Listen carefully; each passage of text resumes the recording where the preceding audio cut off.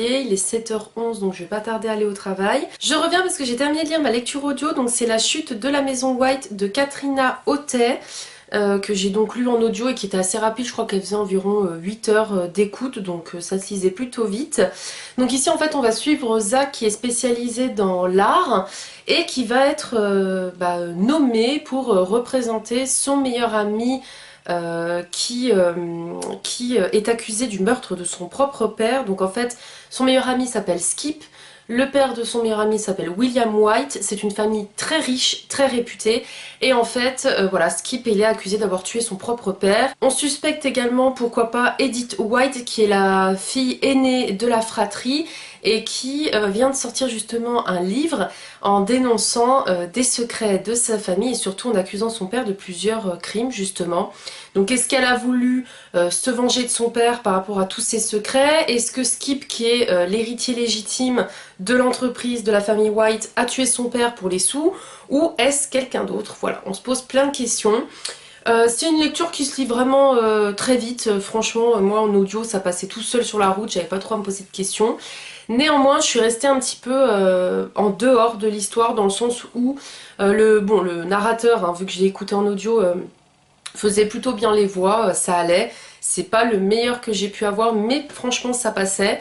Par contre, moi c'est les émotions des personnages, j'ai eu aucun attachement pour aucun d'eux.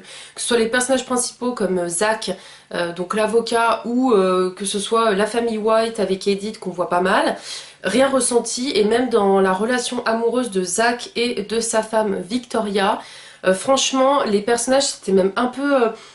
pas vraiment crédible leur histoire d'amour, parce que le mec, bon ok, il part pendant plusieurs jours pour défendre son meilleur ami, soit, mais quand il s'appelle c'est oui, tu veux quoi? Il se passe quoi?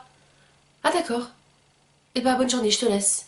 Je t'aime, ouais moi aussi je t'aime. Enfin vous voyez, c'était hyper rapide, froid, c'était même pas oui bah comment ça va, tu t'en sors, enfin même pas de questionnement sur la personne si elle se sent bien, c'était à chaque fois pour parler d'eux en fait, de leur boulot, de leur petite vie, mais pas vraiment de leur couple. Et du coup j'ai ressenti aucun attachement pour ces personnages là. Donc c'est peut-être pour ça aussi que je suis restée un petit peu en dehors de cette histoire, que j'y suis pas rentrée vraiment les deux pieds dedans. J'ai trouvé, bon après, que le raisonnement était plutôt bien. La fin est assez surprenante parce que je m'attendais pas à telle personne au niveau du meurtre.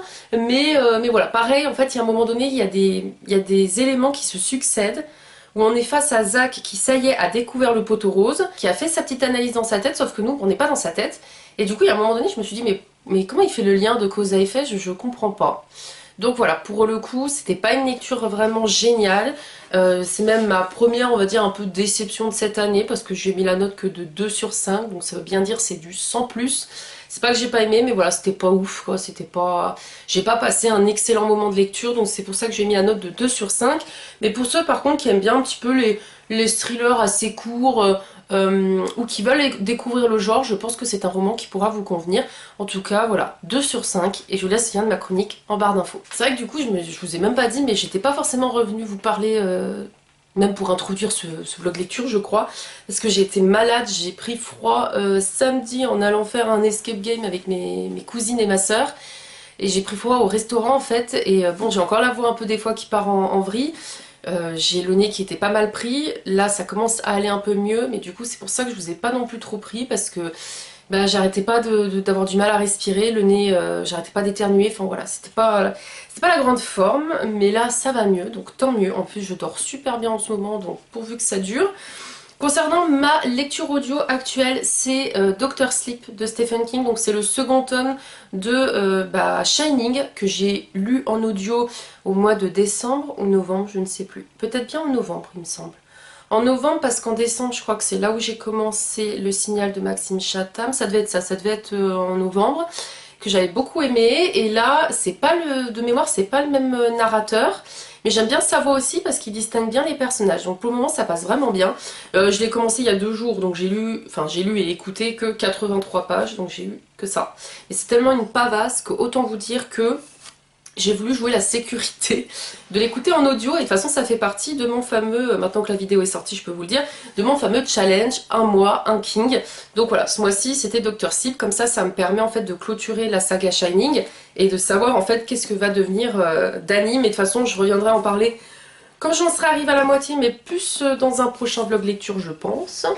Et pour ma lecture papier, puisque j'avais commencé dans le vlog précédent et que je vais terminer dans ce vlog là, c'est la Duperie de Guenièvre, donc le tome 3. Donc honnêtement, je vais le terminer d'ici vendredi. Donc vous allez revoir ma tête incessamment sous peu, parce qu'il me reste que ça. Voilà. J'avais eu un petit peu du mal à lire ces derniers temps parce que déjà j'étais malade, de deux j'étais crevée. Et pour être honnête avec vous, je retournais pas dans ma lecture de manière spontanée, comme ça a pu être le cas avec cette saga. Ce tome 3, pour le moment, franchement, je vous jure, j'arrive bientôt à la moitié.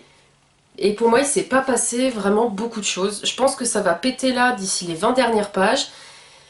Mais je rejoins certains avis de personnes qui ont dit que ce troisième tome, c'est des personnes qui ont adoré la saga, hein. Moi pour le moment les deux premiers tomes je les ai adorés, et qui disaient que ce troisième tome c'était dommage parce qu'on sentait qu'elle avait voulu en fait le clôturer rapidement.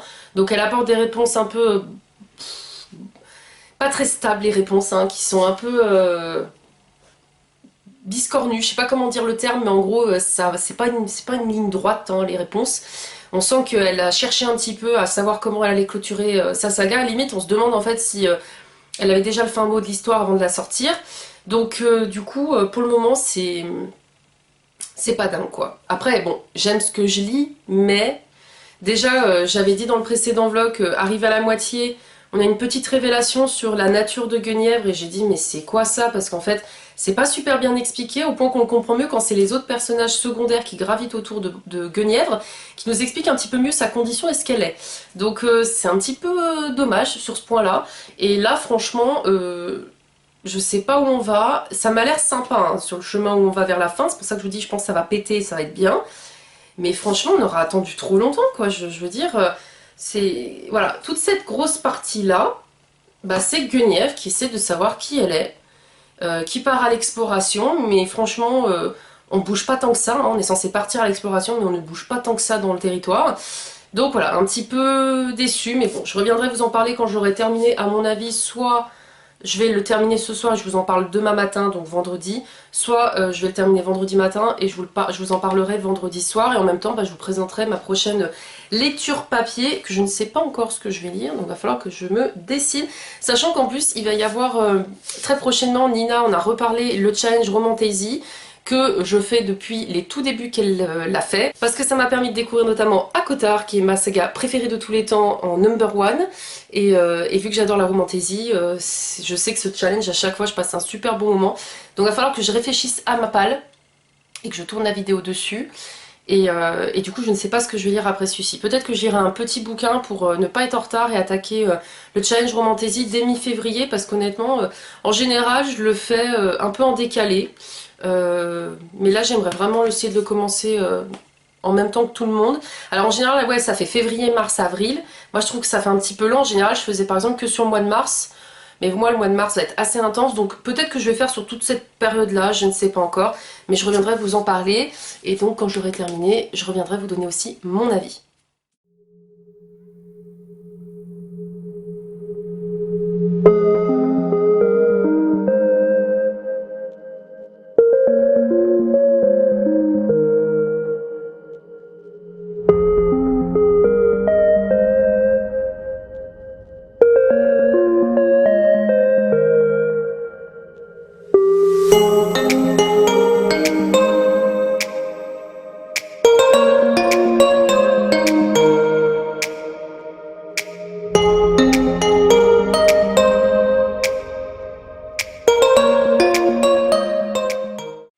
Hello, je vous retrouve, on est le samedi 28 janvier, il est 13 h, je suis en tenue tranquille parce que comme vous avez pu le voir juste avant, on est en train de faire des travaux dans notre salle de bain, parce que ça fait 2 ans qu'on est dans cet appartement qu'on a acheté, donc un T4, et on a commencé à faire chacune des petites pièces à notre sauce.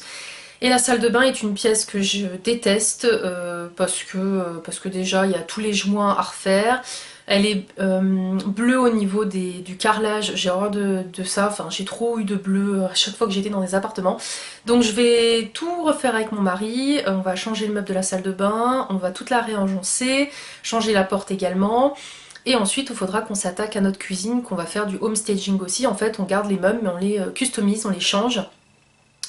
Et comme ça, petit à petit, on a chacune des pièces de l'appartement qui nous convient. Il y aura aussi le bureau là, ici, qu'il faudra que je refasse. Parce que vous le voyez pas, mais en fait là, il y a un mur avec une tapisserie avec des feuilles, un peu de fleurs roses. Bon, ça va, mais moi j'ai horreur de la tapisserie, donc faut que j'enlève tout ça. Que je repeigne cette pièce en blanc. Et on va l'aménager un petit peu pour que ça soit une salle de sport. Parce que là, il y a mes bibliothèques, il y a le bureau où je télétravaillerai par la suite. Le bureau, je pense qu'on va le redécaler là. Et du coup, sur ce mur juste ici, il faudra que je mette une petite télé et mes accessoires de sport pour pouvoir faire du sport aussi. Je vous montrerai peut-être le résultat quand tout sera fini. Mais il y en a pour un moment parce que rien que la salle de bain, le fait de là, on est en train d'enlever tous les joints pourris qu'il y a. Faut qu'on mette de l'acide ensuite, faut qu'on repeigne le carrelage, faut qu'on refasse les joints. Et il faut qu'on fasse un meuble sur mesure. Donc il y a du boulot. Je vous montrerai quand ça sera fini. Et je reviens parce qu'en fait je voulais vous parler de plusieurs choses en fait. La première, on est en train de regarder en ce moment la série The Last of Us avec mon mari. Et franchement c'est une série vraiment pas mal. Elle fait un peu penser à The Walking Dead et aussi World War Z et un peu Je suis une légende. Donc si vous avez aimé ces films ou ces séries, vous apprécierez fortement cette série. Parce que franchement, on a regardé que les 2 premiers épisodes. Les épisodes, je crois qu'ils tombent le dimanche. Et je crois que c'est sur Prime. Oui, il me semble que c'est sur Prime. Et du coup, nous, on regarde à chaque fois. Et je crois que les épisodes, ils durent bien 1 heure de mémoire. Et c'est génial. Moi, franchement, j'aime énormément. En gros, vous suivez une population qui du jour au lendemain il y a un virus, hein, mais un virus qui vient d'une manière assez originale parce que ça n'a rien à voir avec des gens qui chopent en fait quelque part une bactérie et qui deviennent des tueurs. Non, là en fait c'est même quelque chose d'un peu plus commun, de quelque chose en fait qu'on a autour de nous et qu'on ne prête pas forcément attention, qui peut avoir un impact sur notre cerveau et nous faire devenir des tueurs quoi. Donc je vous dis pas ce que c'est volontairement parce que c'est intéressant de découvrir dans la série. Moi franchement j'ai été bluffée par ce virus quoi. Et du coup là on suit un homme qui essaye de survivre et une jeune fille, une adolescente qui semble ne pas être contaminée lorsqu'elle se fait mordre par ce virus. Donc voilà, on en est là dans cette histoire et franchement c'est vraiment sympa. Sinon, je reviens pour vous parler un petit peu vêtements, parce que j'ai envie de vous parler un peu de tout dans ces vlogs.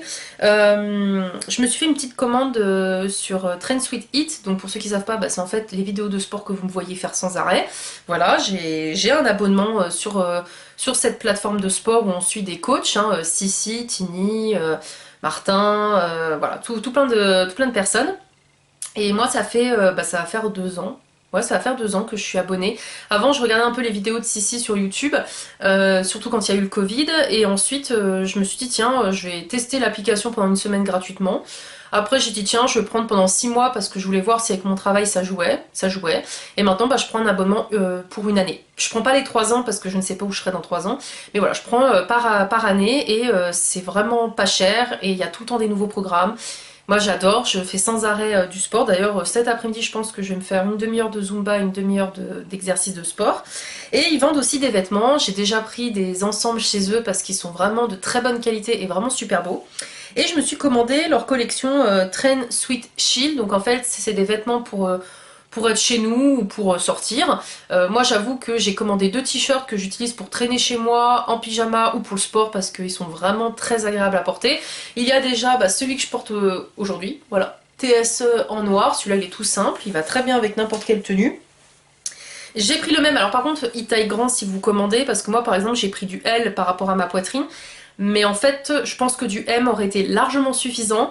Et pour vous dire, je me suis implantée, j'ai pris du XS sans faire gaffe. Quand j'ai reçu, j'ai pas essayé, je me suis dit je rentrerai jamais dedans. J'ai voulu le donner à une copine pour qu'elle l'essaye. Il était même trop grand pour elle. Et là, je me suis dit, mais attends, s'il est grand pour elle, peut-être qu'en fait, il me va. Et ben, je vous le donne en mille, il me va. Alors, Certes, il me colle plus que la taille L, donc je le mets en pyjama celui-là, mais par contre, il me va. Je suis même pas serrée dedans, donc c'est assez dingue. Donc si vous prenez en fait presque une taille en dessous, parce il taille large en fait, je pense que c'est un modèle exprès large. Donc je me suis pris le même en marron. Vous voyez, il est immense en fait, il est super large. Vous voyez, il est vraiment grand en fait. Il m'aurait fallu du M, mais après voilà, je mets avec un gilet et pour le sport ça va très bien, puis il vaut mieux être à l'aise. Et voilà, je l'ai pris en caramel et franchement la qualité est super. Et on a comme quoi en fait c'est une collection limitée. Voilà, donc ils sont pas donnés leurs fringues, hein, on va pas se mentir, ils sont pas donnés, mais c'est de la bonne qualité, donc moi je suis assez contente. Et je me le suis pris, et ça par contre en L ça ira très très bien pour mettre un t-shirt en dessous, je le me suis pris en sweatshirt en fait. Ils le font aussi avec la capuche, mais je suis pas trop fan. Donc je me le suis pris aussi en manche longue caramel. Donc ça va être très bien quand je serai en télétravail ou voilà pour traîner chez moi le samedi ou le dimanche. Parce qu'aujourd'hui est une journée où je traîne. J'en profite parce que du coup demain on bouge toute la journée pour une gender revolt d'une copine. Donc j'ai dit aujourd'hui ça serait journée, je suis habillée décontractée en sport, je vais faire du sport et ça ira très bien. Je reviens parce que j'ai terminé enfin le 3e tome de l'Ascension de Kaamelott, donc la malédiction d'Excalibur, je l'ai terminé hier soir dans mon lit et je suis contente de l'avoir terminé quand même parce que je le traînais depuis un moment. Je vous disais que j'étais un petit peu déçue dans le sens où j'avais l'impression que l'autrice en fait découvrait elle-même ce qu'elle allait faire vivre à son personnage. Les révélations étaient un petit peu perturbantes et pas forcément super bien expliquées. Ça va un petit peu mieux ensuite, hein, à force de le répéter, je pense que ça rentre en fait dans la tête. Et c'est vrai qu'on comprend un peu mieux aussi certains personnages, leurs réactions. Je ne dirais pas que c'est du sans plus ou quoi que ce soit parce que franchement ça serait pas rendre honneur à cette saga. Honnêtement c'est un bon tome. J'ai passé un bon moment de lecture, mais pour moi il est quand même en dessous du tome 1 et du tome 2 pour plusieurs raisons. Déjà l'action, comme je vous le disais, c'était sûr, elle y arrive à la fin, vers les 20 dernières pages, donc je trouve ça un petit peu dommage. Tout le début du roman jusqu'au milieu, c'est Guenièvre qui essaye de savoir qui elle est et ça tourne un petit peu en rond et c'est un peu mou, donc ça c'est dommage. La révélation, au début j'avais du mal à la comprendre, mais dès que je la comprends, je me dis c'est plutôt original, c'est intéressant. En fait, on voit vraiment qu'elle s'est réappropriée cette légende arthurienne et qu'elle elle l'a modifiée à sa sauce et c'est pas mal, franchement, ça prend. Par contre, le final, la fin, me satisfait, ne me satisfait pas. Il y a une partie où je suis ok, et il y a une partie où je me dis mais mince parce qu'en fait t'es en train de nous annoncer un petit truc mais tu nous finis pas entièrement. Elle laisse supposer certaines choses et du coup on n'a pas vraiment une fin très carrée. Je dirais que c'est une fin qui n'est pas non plus avec qui n'est pas une fin ouverte mais qui n'est pas une fin close non plus. Vous voyez, la porte elle est entrouverte en fait. Donc voilà, mais par contre j'ai passé un bon moment de lecture. C'est d'ailleurs une saga que je vous recommande de lire si vous aimez les histoires un petit peu médiévales, si vous aimez les légendes arthuriennes, si vous aimez aussi les histoires très centrées sur les femmes, parce que c'est clairement une saga centrée sur les femmes. On a beaucoup d'héroïnes femmes, on a aussi des héroïnes qui ne sont pas forcément badass parce que bah, elles sont humaines mais elles envoient du pâté quand même. Donc vraiment, je la recommande. D'ailleurs, je ferai une vidéo Zoom Saga dessus sans spoil parce que pour moi, c'est quand même une très bonne saga. J'ai passé un bon moment de lecture, j'ai beaucoup apprécié les personnages, que ce soit le principal comme Guenièvre ou les secondaires.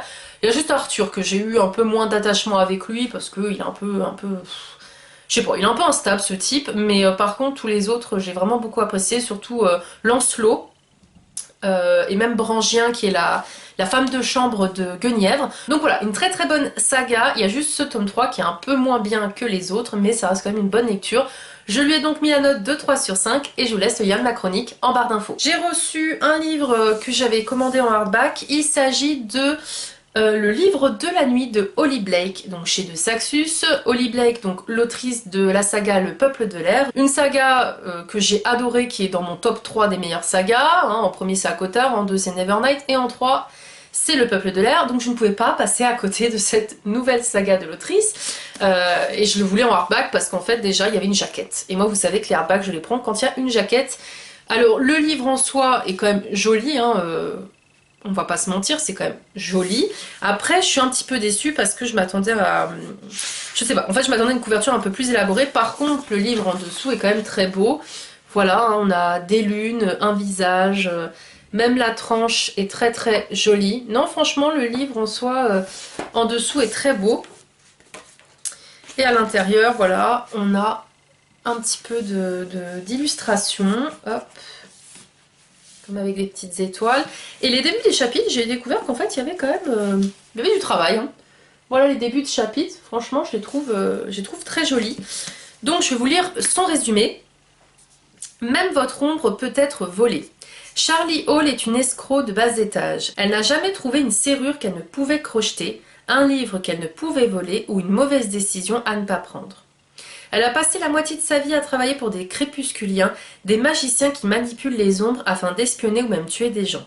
Les crépusculiens gardent leurs secrets avec avidité et pour faire fructifier leur réseau clandestin, ils ont besoin de Charlie. Maintenant Barmaid, la jeune femme essaie de s'éloigner de ses erreurs passées. Mais sortir de cet univers n'est pas si facile, sans compter que sa sœur a désespérément besoin de magie et que son petit ami, sans ombre et peut-être sans âme, semble lui cacher des choses. Lorsqu'une figure de son passé refait surface, Charlie replonge dans un tourbillon de meurtres et de mensonges. Déterminée à survivre, elle va devoir affronter de nombreux adversaires qui essaient de s'emparer d'un secret au pouvoir terrifiant. C'est alors que Charlie se lance à la recherche du livre de la nuit. Là, je suis très intriguée sur l'histoire des ombres, parce que, alors en soi, ça me fait un tout petit peu penser à Nevernight, on va pas se mentir sur un aspect par rapport aux ombres, mais sinon, ça me fait beaucoup penser non seulement à un film d'horreur que j'avais vu avec des ombres qui tuaient des personnes, mais aussi quelque part à Peter Pan avec son ombre qui essaye de l'accrocher. Je pense que ça peut être pas mal. Bon, je dirais pas que ça va être une histoire à la Peter Pan, faut pas déconner, mais je pense que ça peut être intéressant d'avoir des ombres tueuses. Ça m'a l'air assez sombre, et qu'est-ce que c'est que ce livre de la nuit? Donc voilà, assez intriguée par cette histoire. Du coup, je pouvais pas passer à côté. Et sinon, bien sûr, je reviens pour vous donner ma lecture en cours, que je vais commencer, je pense, ce soir dans un bain, potentiellement, ça pourrait être pas mal. Et à mon avis, ça va être un roman que je vais torcher assez vite, parce que c'est un one-shot, c'est écrit gros. Il s'agit de La Reine des Ombres de Tricia Levenseller chez Stardust. Donc c'est Hugo Roman pour ceux qui ne savent pas, mais Stardust en fait c'est sur la fantasy. Et ils vont ouvrir une collection Romantasy maintenant. Donc je suis assez curieuse aussi. Alors celui-là, je vous cache pas, j'y vais mais j'ai peur. J'y vais mais j'ai peur parce que quand il l'avait annoncé, moi j'étais à fond les ballons, je me suis dit waouh, ça va me plaire. Puis j'ai vu l'avis de Fanny, donc Madame la Fraise. Puis j'ai vu l'avis de Nina Quill. Puis j'ai vu les avis des gens sur internet. Et ça a pas l'air de passer super bien quoi. Les gens ont l'air d'être vraiment déçus. Donc j'y vais, mais j'ai peur. Mais en même temps, j'y vais en me disant, c'est bon en fait maintenant, tu l'as acheté, t'as voulu le lire, lis-le, parce qu'en fait j'ai pas envie non plus de le revendre comme ça. En plus j'avais acheté neuf, donc ça me ferait vraiment chier, je vous cache pas, de l'avoir acheté neuf plein pot pour pas le lire. Et vu que c'est un one shot, je me suis dit, bah lis-le, ça te fait baisser ta palle, et voilà, et ça se lira, je pense, vite, parce que comme je vous dis, regardez, je trouve que c'est écrit quand même assez gros. Bah, un peu comme les Hugo, quoi, hein, tout simplement. Donc je pense que ça pourrait être pas mal. D'abord courtiser le roi des ombres, puis l'épouser, enfin le tuer et récupérer son royaume. Là, j'avoue, déjà, ça me fait beaucoup penser à The Book of Ivy que j'avais lu, bien aimé, l'histoire était originale, mais du coup, c'est vrai que ça fait un petit clin d'œil à The Book of Ivy. Personne ne connaît l'étendue des pouvoirs du roi des ombres, fraîchement couronné. Certains disent qu'il peut contrôler les ombres qui errent autour de lui et les manipuler à sa guise. Encore des ombres, décidément. D'autres que les ténèbres lui murmurent les secrets de ses ennemis, peu importe, Alessandra sait ce qu'elle veut et rien ne pourra l'empêcher de mener son plan à la réussite. Mais la jeune fille n'est pas la seule personne qui cherche à conquérir le trône.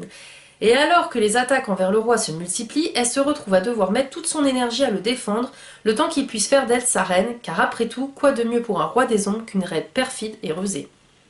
De ce qu'on m'a dit, c'était un Enemies to Lovers, mais je crois que l'héroïne est assez exécrable, donc on verra bien. Hein. De toute façon, ils nous disent quand même que c'est une femme perfide et rusée, donc je pense pas que c'est une grande copine. Donc je reviendrai vous en parler, mais je vais essayer de... bien l'avancer si je peux ce soir, parce que demain je vais pas pouvoir lire vu que je suis pas là de la journée. Et sinon d'essayer de le lire assez rapidement cette semaine. Pourquoi pas le terminer d'ici mardi pour que ça me fasse une lecture en plus pour le mois de janvier. On ne dit pas non pour baisser sa palle après tout.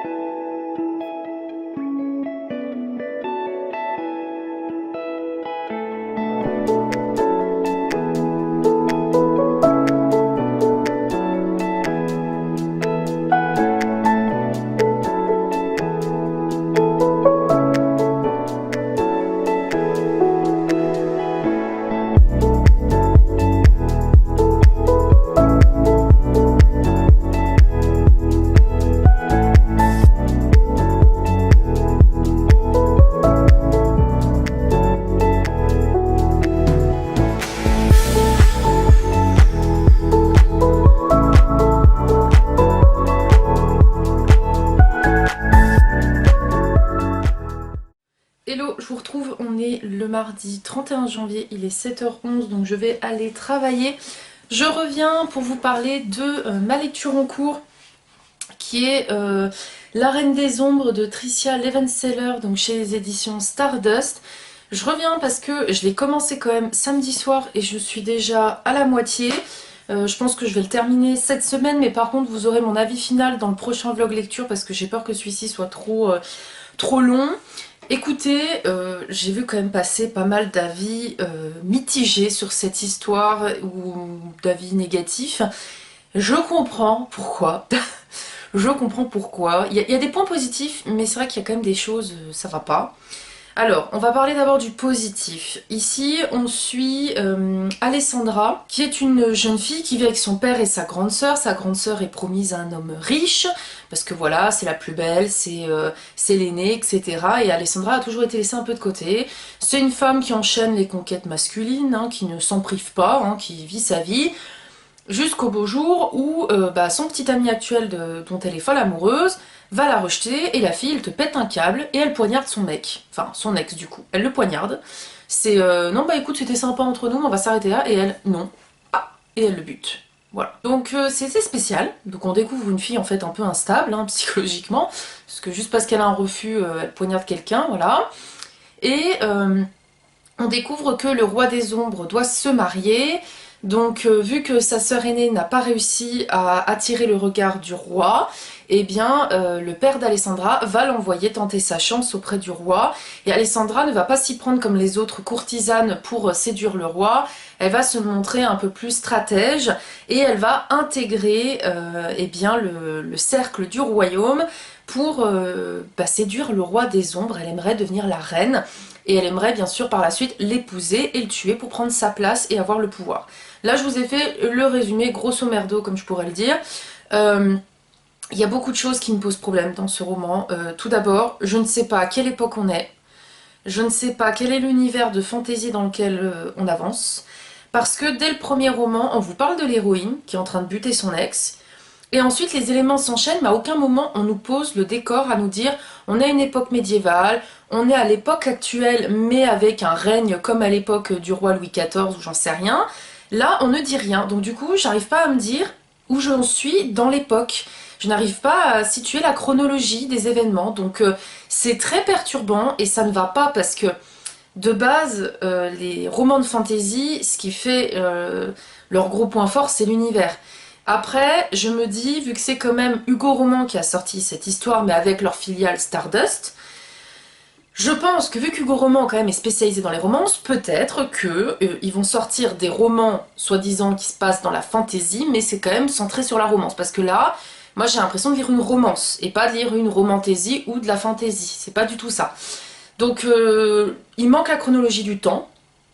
Ensuite, on n'a aucune description physique vraiment sur l'héroïne.